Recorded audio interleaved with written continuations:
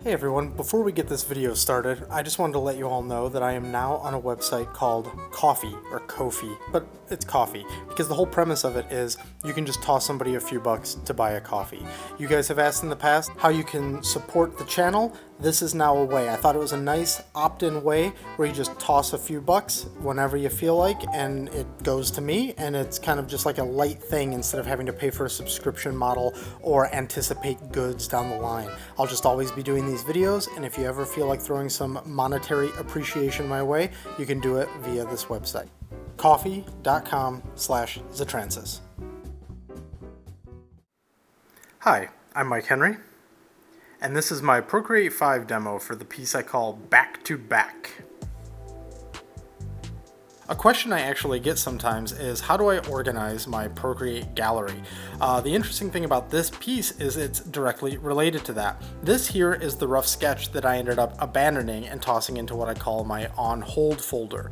I divide my gallery up into basically 3 sections. You can see right here. At the top is all the current stuff that I might consider working on. Then I have my on hold folder, and then everything I've completed is beyond the on hold folder. The on hold folder is just stuff that as I'm messing around, I decide I'm not really into this anymore. I'll save it for later. And then if I'm ever looking for an idea, I just go through there and pull something out. It's simple, it helps you stay focused, and it really works for me, so maybe that could help out you on your Procreate gallery organization. So this is the rough. Let's go ahead and dive in and see how it all turned out.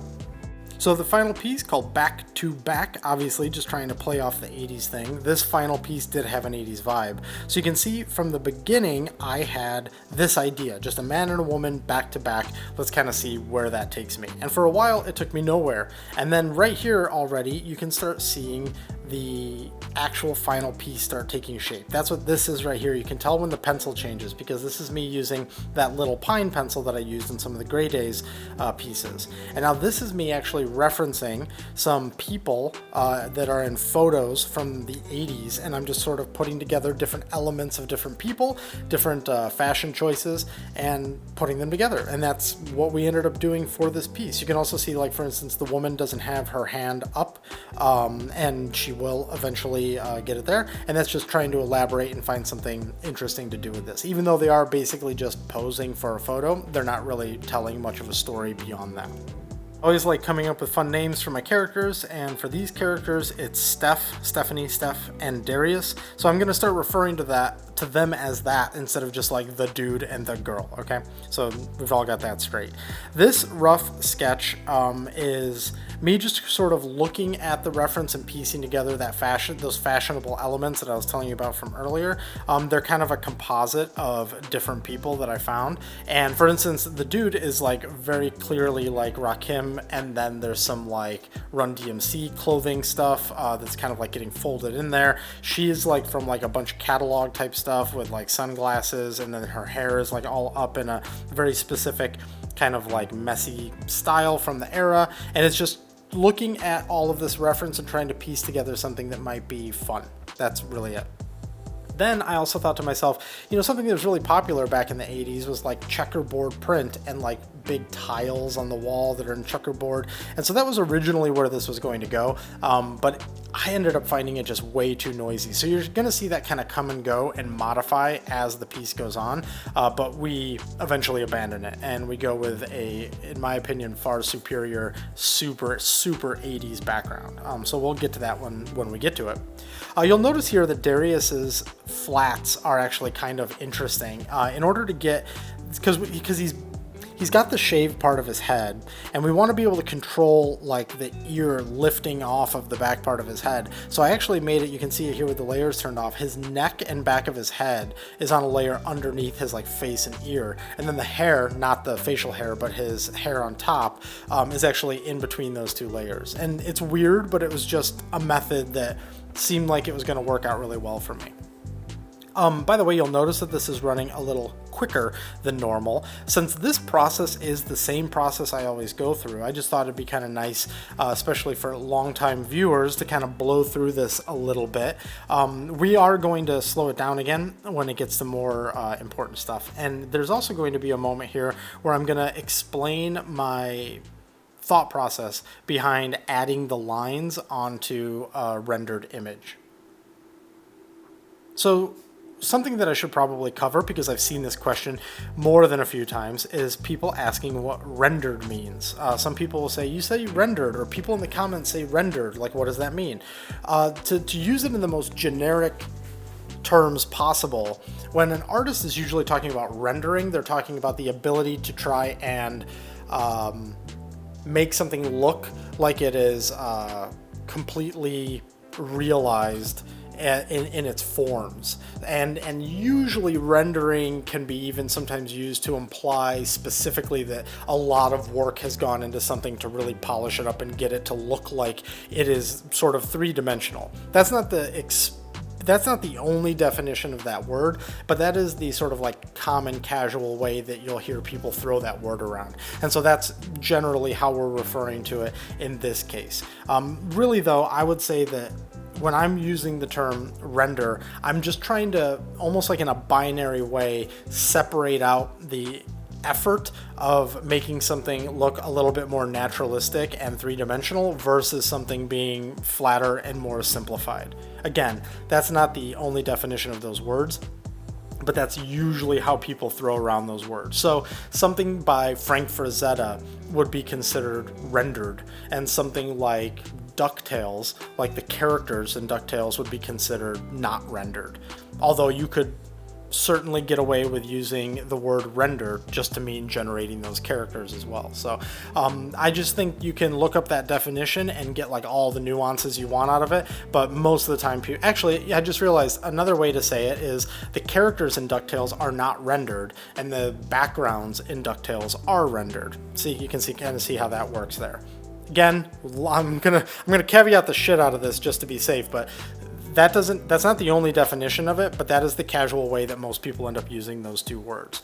So we are going to be rendering this image at some point. We just got the flats done, which is how we're going to establish the base of our character, and then we're going to start working on all of our lighting layers. As I've said before, I'm not going to go over the process too deeply right now. All you need to know is we've got shadow layers, lighting layers. They all sit on top of all the flats in their own folder structure. If you'd like to see more explanations of how that's done, I encourage you to go back through past videos. Recently, somebody asked if there was like a specific video that I could highlight to sort of like really point this out. The one that came to mind recently would be if you went back to the Dead Larry video. That's the first video of the Monster series, and I think that's a pretty good summation of like my current bag of tricks that I use on these recent paintings. We're going to be getting, by the way, into some different painting styles soon. We've already kind of, dipped in and altered things a little bit from one piece to the next, but there's going to be a piece that I'm going to be posting up probably maybe tomorrow even on Instagram that's going to have a painterly background and a 2D sort of like cartoon looking character. It's kind of going to look like an animation cell, and I think that'll be a fun one to talk about when we get to it. Okay, so what stage are we at here? Something that I decided to do with this piece too is I've separated all the flats and all of the lighting for Darius, and then there's a separate folder structure that is for Steph in this case. It didn't have to be done this way. I could just treat Steph as a continuation of those flats, but the thing that was nice about this was if I needed to, it allowed me to on the fly create more separation between the two of them if I wanted to add like a little bit more of a drop shadow there, or if I did actually need to just flat out move Darius in order to reconcile something compositionally, something like that. And so I just decided that would be the way to go about it. Now if I got into a real layer jam here, which I didn't actually, it was pretty easy as far as layer management goes, I could have at some point just decided to bring all of that together. It probably would have been about, I don't know, 10 minutes worth of work to sort of clear all the layers right and do everything good and merge them all together, but I didn't have to, and so I could keep the integrity of what my original setup was. Okay, so now Darius is done from a shadow perspective. We didn't do the lighting yet, but we did do some skin tone variation on him. We did some lightening in the cheeks and the nose, and then we did some darkening on the lower half of the face where his like 5 o'clock shadow could be. And we did just a little bit of, that's it. Oh, some darkening around the eyes as well, because that's a pretty natural thing that happens with people. And now we're on to Steph and giving her shadows. Something that I did just to mix it up, I just wanted to show, I guess, that in a lot of past videos I use like a reddish brown shadow layer, and then when I was doing the monster series I was doing a purple shadow layer, and that was to very deliberately hit two different vibes, right? Either something with a warm shadow where it's a little bit more naturalistic, it's kind of something that you might see on an average day, whereas the purple shadow, even though you would see something that might lean a little purple at certain times of the day, that was like saturated in synthwavy vibes, right? This was me just trying to show sort of like, why not try a different color? Like just try different colors all the time and kind of see what the effects are that you get out of this. So this is like a green shadow. It's like a greeny, it's a little on the blue side, mostly green shadow. And I just thought it was kind of cool to do something like that just to show the impact that these different shadow colors can have on the vibe of an image.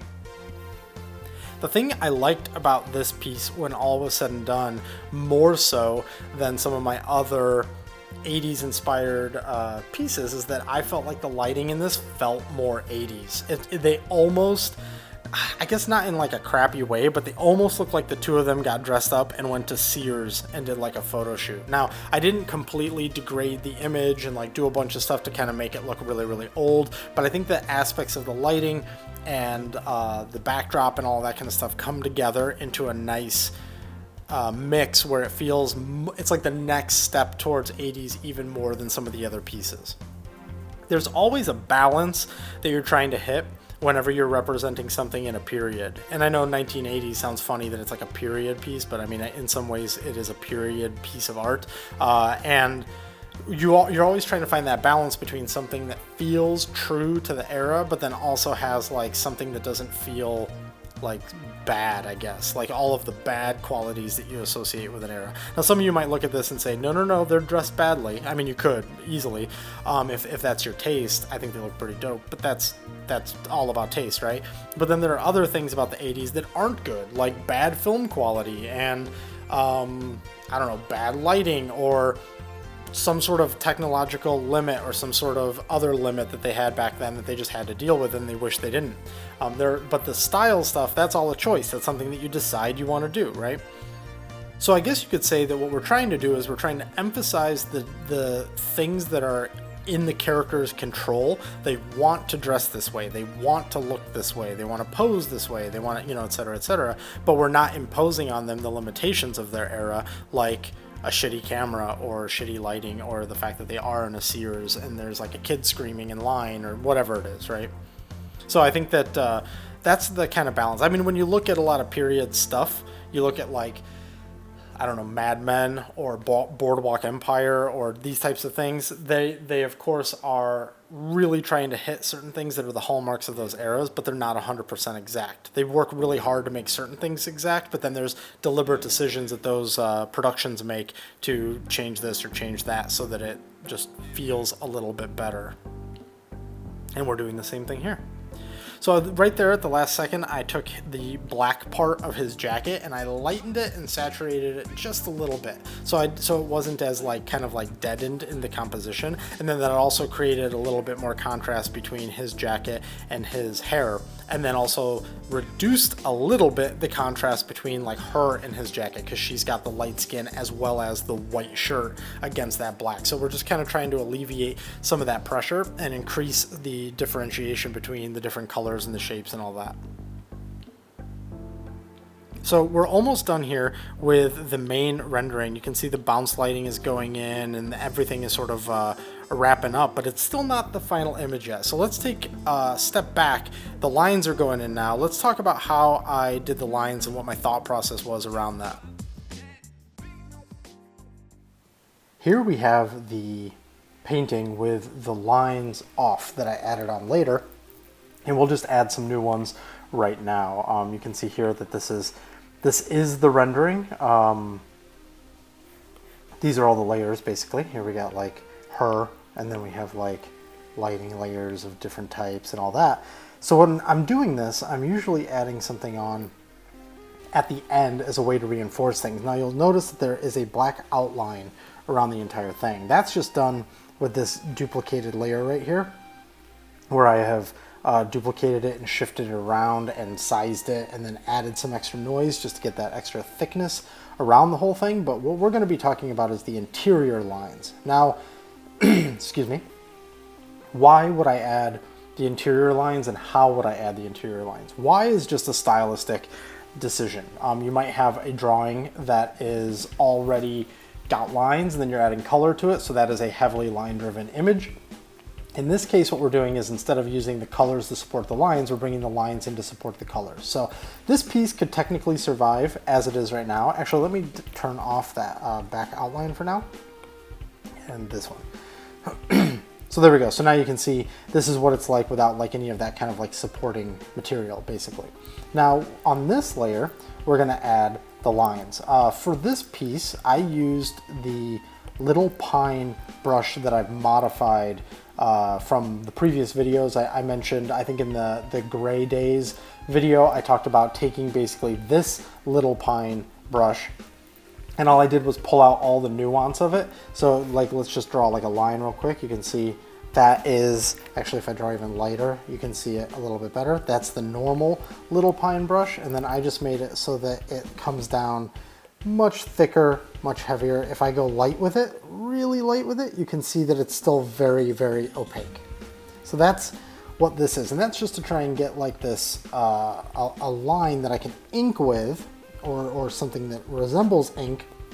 It's got kind of like a slight bleed look to it, but the thing that's more important than whether or not it's trying to specifically bleed or whatever is that it has character, and that's what we're really looking for. Now, or at least that's what I'm looking for in this particular piece. I also want to point out that if you go into like the inking section here, there's plenty of pens that could do like exactly what we're trying to do here. And if you're going for like a super clean look, then that might be your flavor. However, specifically because this already has the turpentine brush as its base, so it's already kind of messy, I wanted something that kind of embraced that as well. So let's go ahead and talk about some of the theory behind how I add the lines and why I add the lines. So they're here to bring support and to punch something up. So for instance, would I draw a line just like this and emphasize that entire jaw? We can do the same thing on this side and just sort of show what that looks like. And there, we could do something like that, and that could be cool.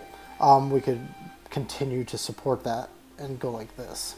Okay, so there we've got some lines that are supporting, and it's adding, just as lines do, a super high contrast break so that any kind of ambiguity from this and this is separated now by this hard line.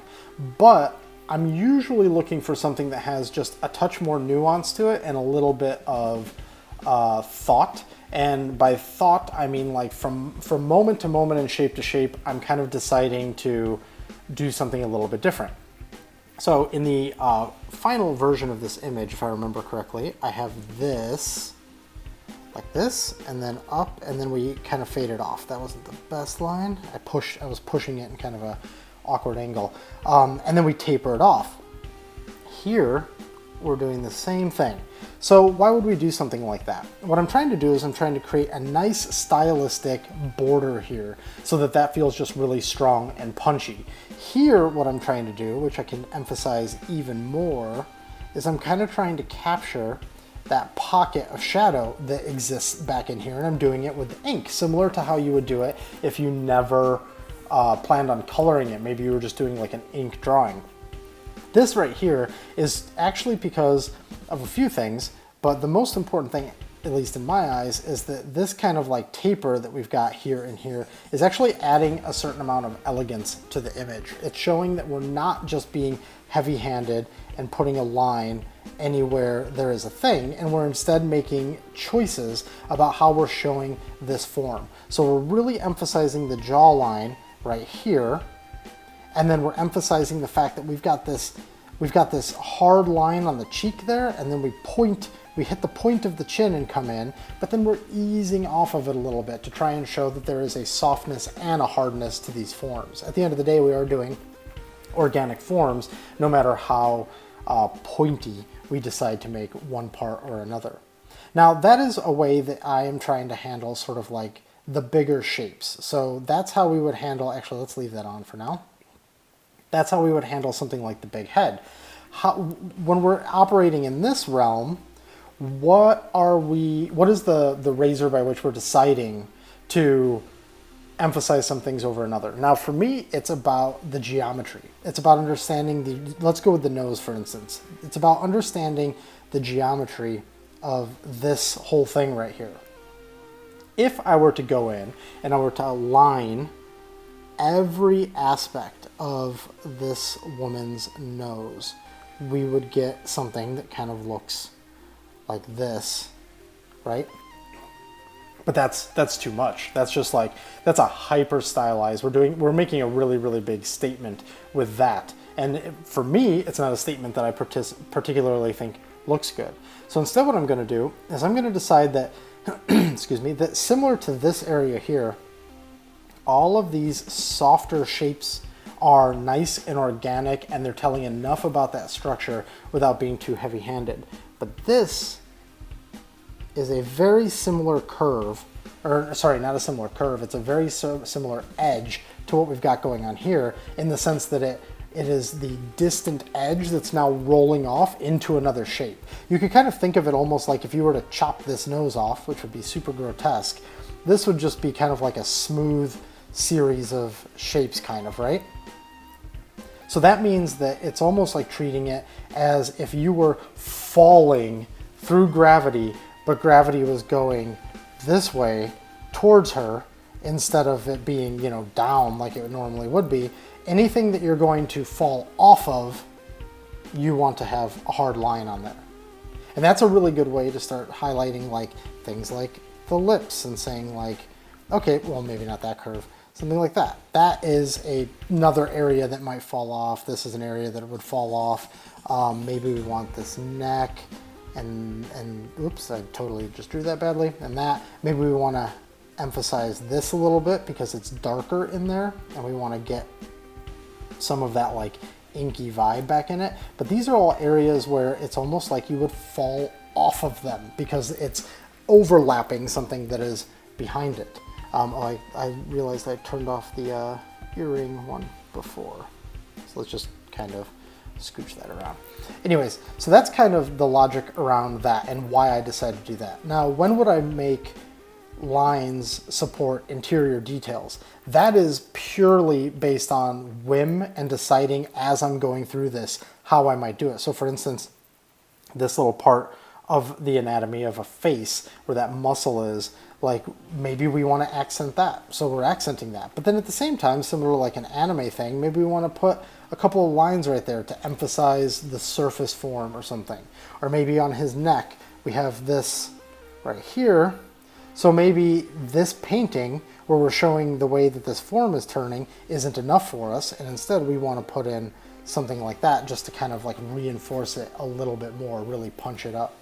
Same thing with something more subtle, because like he's a dude, he's got kind of a slightly beefier neck, right? She doesn't, so maybe that's our opportunity to come in and just do something like that. Just kind of imply very lightly that divot in a very stylized way. Now, why might I do all of that, but then not like come in and really do this and really do that? Because these all fall into the same category, right? These are all things that are going to fall off. Well, that's going to really kind of come down to attention. Where do I want the attention? What is it that I'm trying to actually emphasize here? For instance, the distant side of her chest would fall off like that. And then it's like, well, what do I do next? Do I do this arm? Maybe, maybe not. Maybe I don't need to do that arm because that arm is receded enough into the illustration. So does that mean then I should probably come in and do, that's a really bad line, should I come in and do this arm? Because now I need it to compete with that line. Maybe I need to separate out this arm. Maybe I don't. Maybe I decide that that arm is fine. And what I really want to do is I want to bring the attention over here to the hand and the knuckles and try to get like, because she's holding these sunglasses, and that could be the emphasis that I'm trying to bring. And then maybe I don't put lines anywhere else. So it's kind of like a mix between what are the rules that you're establishing for yourself in order to get the look that you're going for and keep things kind of consistent. But then there's also things where, you know, it's similar to lighting, where you might light something super realistically, but then something kind of can't be seen, so you add some extra light in there to illuminate something. It's the same way, where you might say, okay, my rules are if it falls off, I put a line on it, cool. And then it's like, okay, but this right here kind of needs some support. So then you add that in and you try to see what you need to support it. Now this is the funny part where I'm going to turn that off and turn on the real lines and see what I decided to do. Yeah, so you can see on the final, I did not, whoops, cancel. You can see on the final, I did not support that, but I did support this fold over here. I did not emphasize the sleeve because I felt that there was already plenty of lines happening over here, and that's not the important part of the illustration. Sunglasses, hand, her, him. Those are the important parts of the illustration. I did put a line on this distant arm, probably because once I started doing all of these lines, I felt it needed it. And also since he exists in the back, that means when I turn on those extra lines back here, see, he's already got that hard edge around him. They have a hard edge around their entire form, so putting that line on that arm helps that arm stand up to all of the other lines that are happening on the page. So I just kind of wanted, oh, look at it, I put that line right there on his neck like I thought. Look at that. So anyways, this is just me. I wanted to take a minute to highlight kind of like what the decision space is around doing this. I guess one last thing I should mention, because people always ask about this, which is like what my brush settings actually are. Let's just go into the little pine for a second. You can see those. I'm just going to kind of tap through these,